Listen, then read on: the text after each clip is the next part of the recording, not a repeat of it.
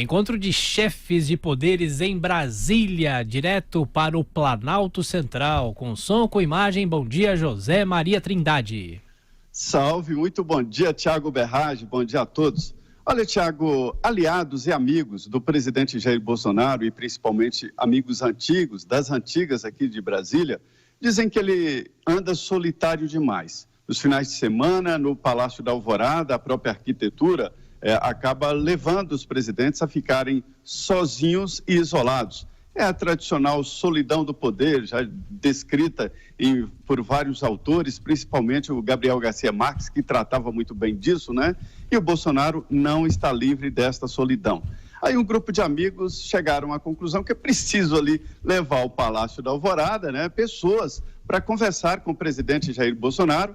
E aí houve esta ligação do presidente da Câmara, que também fica aqui nos finais de semana em Brasília, com o presidente Jair Bolsonaro. Os dois são adversários políticos no Rio de Janeiro, mas a conversa se deu mais em temas nacionais e decisões que serão tomadas no Congresso Nacional. O presidente da Câmara, deputado Rodrigo Maia, revelou que a conversa passou ali entre a função do Estado, a formação do Estado, inclusive a possibilidade aí de uma flexibilização na estabilidade do servidor público, né, que está sufocando a folha de pagamento, e também outros assuntos como a redivisão do bolo da Receita, ou seja, o Pacto Federativo. Então foi uma conversa boa, os dois andaram se estranhando muito, né, e principalmente ali no início do governo. Só que agora, Thiago, a novidade é que o presidente Jair Bolsonaro decidiu fazer uma articulação política e ele assumindo uma parte importante.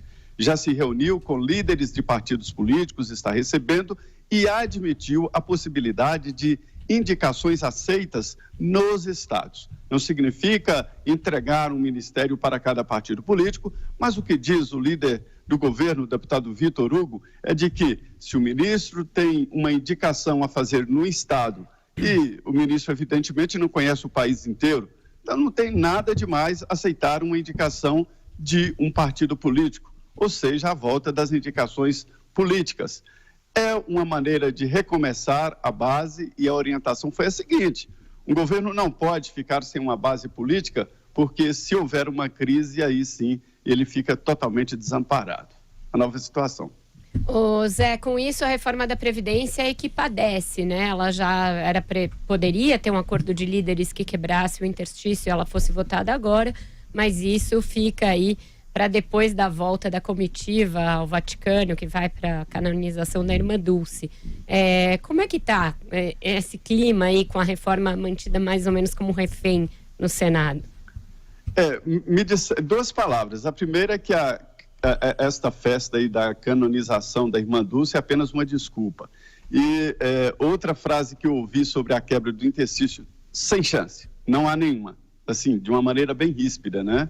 Ou seja, vai atrasar um pouco o segundo turno mesmo. E o pior do que atrasar é porque agora, de uma forma definitiva, a reforma da Previdência sai do Senado menor do que entrou. E isso foi uma surpresa ruim para o governo, né? Mais de 70 bilhões de reais a menos em 10 anos. Então, você tem razão, a reforma da Previdência que padece com esta falta mínima de articulação. Ninguém está cobrando do Bolsonaro uma grande base, como o Lula tinha, aquela base comprada, que houve um momento que aprovava qualquer coisa, fez uma reforma difícil e tal, mas pelo menos que tenha uma base de organização no Congresso, isso está faltando. Ô Zé Maria, o presidente do PSL, o deputado federal Luciano Bivar, defendeu hoje o ministro do Turismo, Marcelo Álvaro Antônio, da suspeita de crime eleitoral nas eleições de 2018, e ele deu uma declaração interessante que é a seguinte: a cota feminina de 30% em eleições deve acabar para evitar novos rolos. Foi esse o termo que ele usou, e essa história volta a ganhar uma proporção em Brasília, principalmente, não é, Zé? Vai ter que mudar a lei. Isso não é tão fácil, porque a bancada feminina gosta dessa cota e aprovou isso aí com muita dificuldade, né? Acontece que os dirigentes partidários achavam que poderiam simplesmente desconsiderar isso e fazer esses rolos, né? Eles dão cada nome para roubo que é incrível a criatividade, né? Isso é roubo de dinheiro público. Trata-se de financiamento de campanha com dinheiro público. Se você tira de uma maneira irregular, e isso é roubo de dinheiro do cofre público, né?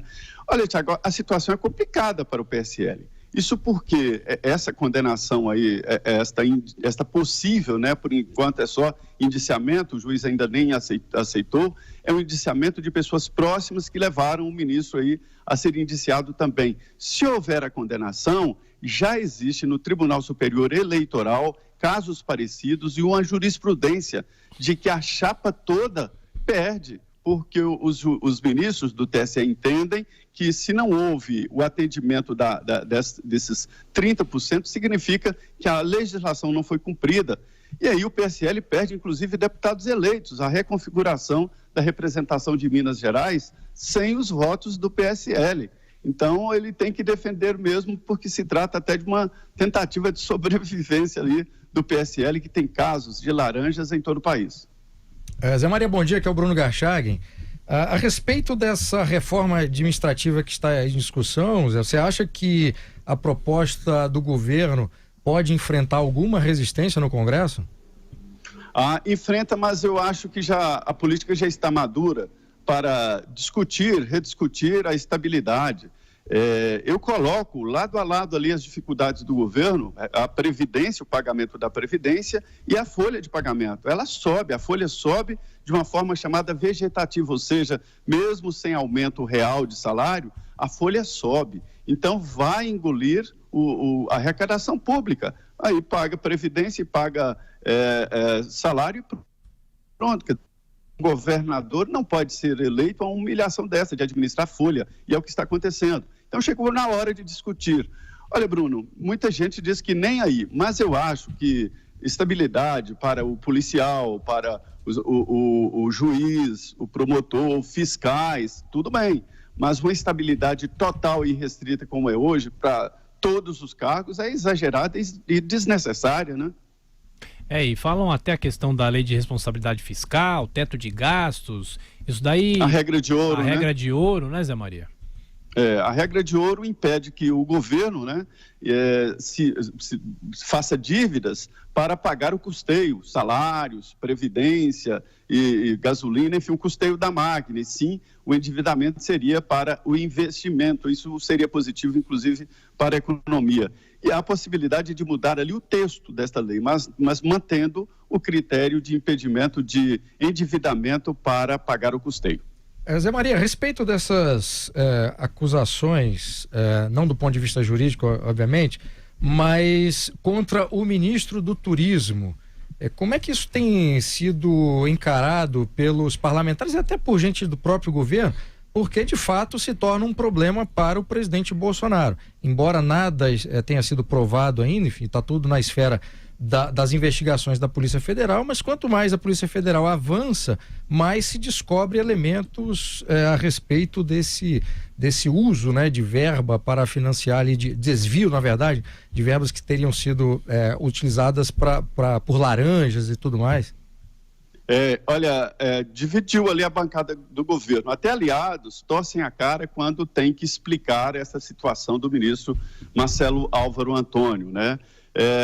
O presidente Jair Bolsonaro disse a aliados que espera que não é assim também não. Aliados dizem, inclusive, que ele fala que já sofreu injustiças, que foi denunciado sem provas, enfim, ele aguarda. Agora, o que eu sei também é que ele recebeu da Polícia Federal um relato completo do que realmente aconteceu em Minas Gerais. Agora, fica incoerente porque, por muito menos do que isso, o Gustavo Bebiano foi demitido ali no início, né, do governo, exatamente por conta de laranjas, quando ele era presidente do partido e nem direcionado a ele. Este caso é muito mais grave, muito mais próximo do presidente do PSL em Minas, que é o ministro Marcelo Álvaro Antônio. Então, eles têm dificuldade, sim, para explicar essa situação. É um patamar a mais, o ministro está indiciado, né? Se o juiz aceitar, ele passa a ser réu, mas não há no governo nenhuma sinalização de que, olha, o patamar é esse. Não existe esse tipo de coisa. De qualquer maneira, o ministro é deputado federal licenciado, está no governo, e o PSL tem que bancá-lo mesmo, porque é a representação do partido no governo, uma rara representação partidária aqui na Esplanada. José Maria Trindade, bom trabalho para você, boa semana. Valeu. Muito bem, obrigado. Muito bom dia a todos.